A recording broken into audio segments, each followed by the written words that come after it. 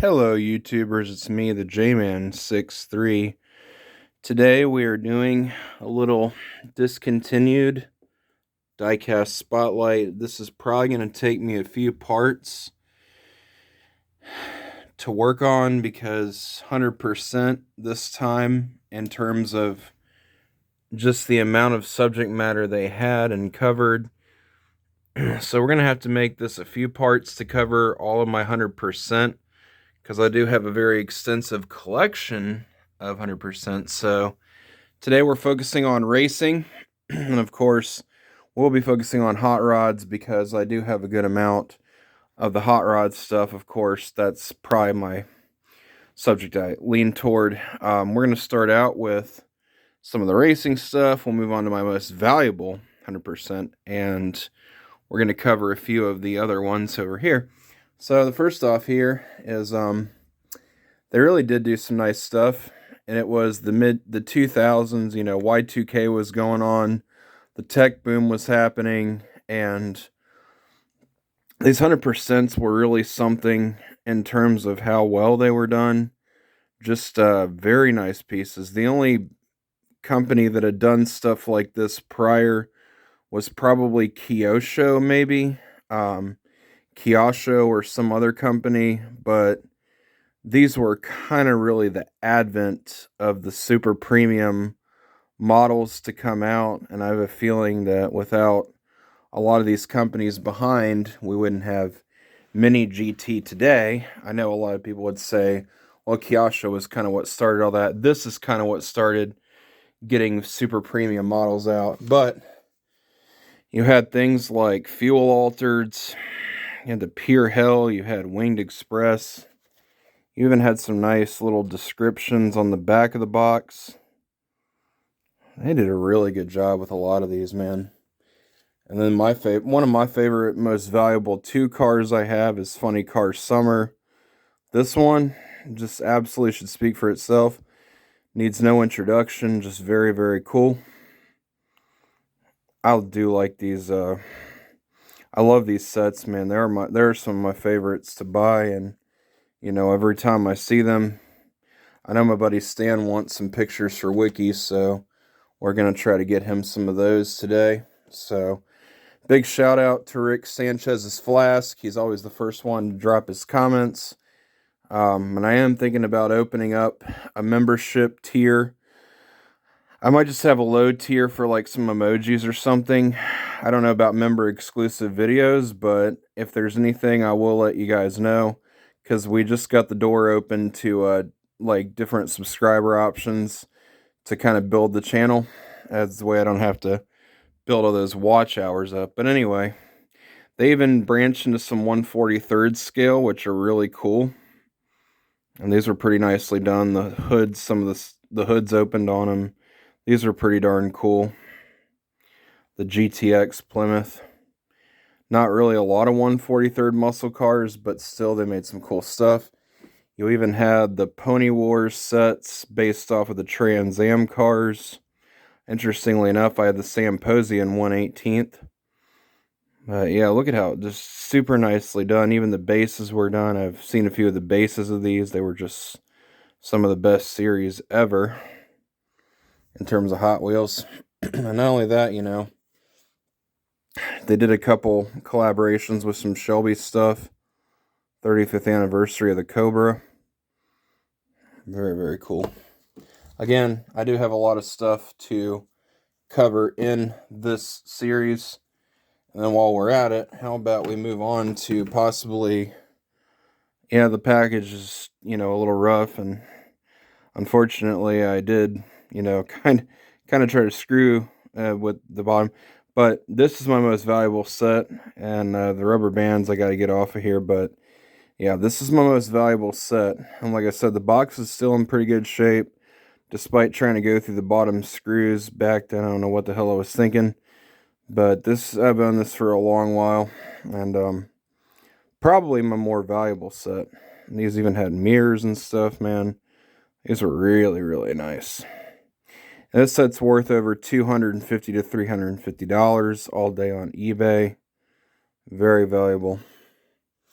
And then they even did 143rd Ferraris, if that's also your thing. They had the Daytona. They had the 355. And they had the F50 back then. These were some pretty cool pieces. I don't usually collect a lot of Ferrari, but, you know, these were kind of something I had a bit of a soft spot for when I picked them up, and I've hung on to them. I like 100% Ferraris. And then this was the Testarossa, or 512 LM.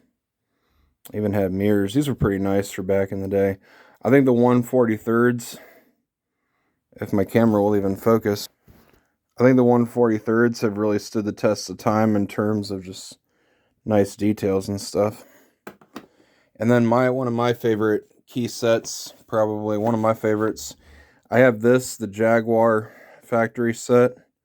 I do need the Porsches. I would do all of my 100% at once. However, I don't feel that's appropriate because I have to work on realistic timelines with my videos. And I don't think you guys would want to stick around for an entire video on just 100% where I just yap about them. But that's why, again, we have to make this a probably three or 4 part series. The hot rods might take 2 parts. Even the singles, which they had some cool stuff. This Hot Wheels funny car, which I've never seen this before in any kind of sets, so kind of had to pick this one up. And then I just thought this was super cool. I got this at the consignment store.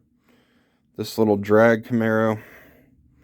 Even the roll bar is painted and just done up so nice. Again, just super premium pieces for what they were. And then even the last bit of these were like their last hurrah, these little cylindrical ones. Never understood why they made the cases like this, but literally this was their last venture, and as you can see, the bases were done up. I kind of just brought this one out. I do have a Mustang Boss that's green, but I just kind of brought this out to show the bases. Very nice. And then you even had things like 143rd Shelby's. Yeah. And again, my second set of Pony Wars. This one is, I believe, Parnelli Jones or George Fulmer. And then they have the Sunoco Camaro. And then, yeah. The Parnelli Jones, I can't really tell these apart usually, but I think this was Parnelli Jones's Mustang, and then the Sunoco Penske Camaro. And then not only that, but this was their second collaboration with Shelby, Cobra, and the... So yeah, mid-2000s, you know, some of the best 143rds or 164s, some really good 143rd. Covered a lot of good subject matter. And eventually we might touch on another one of my favorite series. Well, I should have put some in here, but the whole... I don't know if the Legends, before the Legends tour, there was Legends. So then you had the experimental drags. Again, these are just super detailed, especially for the scale. They were pretty nice. And then you even had some pro mods. Pretty cool. Kind of like the Nitro Coupes we had on here. You also had pro mods as well. The wheelie bars in the Nitro Coupes, yeah, they're a little long, but these are pretty cool too. And then not only that, but you had some Richard Petty stuff. The 57 old stock car. Here's the back if you want to read. And then, you know, you had the Porsche 550 Spider. I don't have the factory set. This is the closest I have to the Porsche set, which I don't know when I'm going to ever own that. That thing's pretty valuable now. But just the detailing on these. And then not only that, but I got this a while ago. This one is the Petty family. Had Kyle Petty, Richard Petty, and his father, I believe. This is Lee Petty. Sorry, I forget. Lee Petty, Richard Petty's dad. So you got the 3 generations of Petty all in one set. Pretty cool.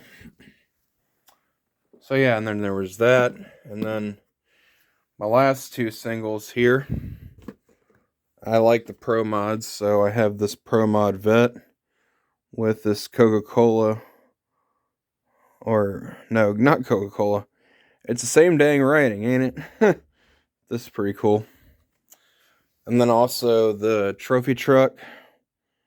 The Baja truck, which you don't really see. This was an Extreme Trucks, but I need that set as well. This one's pretty cool. And then here's the back if you want to read. I still need to get the Terrible Herps Baja. Some company makes it in a small scale. Not Hot Wheels, though. And then finally, one of my favorites, the Bruce Meyer Gallery. You had the... Don Prudhomme's Greer Dragster. You had the Agajanian Special, the Pearson Brothers Coupe, and then the Belly Tanker. Very significant pieces from hot rodding history. Well, that, I believe, is all of my racing stuff.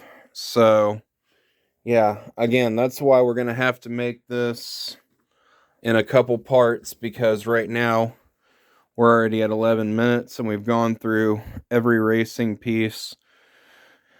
Not all these are racing, I understand, but I keep them where I can. But again, and we're probably going to have a shout outs video to come, so make sure you check that out, because we're going to have a few of our fellow commenters we're going to have to shout out, and I'm going to do that for my PC likely.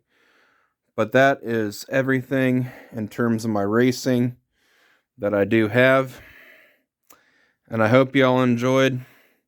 Again, this has been Discontinued Diecast Spotlight, and this is all of my 100%s, my 143rds, so, and they made some 118ths, which were pretty nice too. We might cover some of the 118th stuff they did. Alright guys, see you later. J-Man, 6-3, out.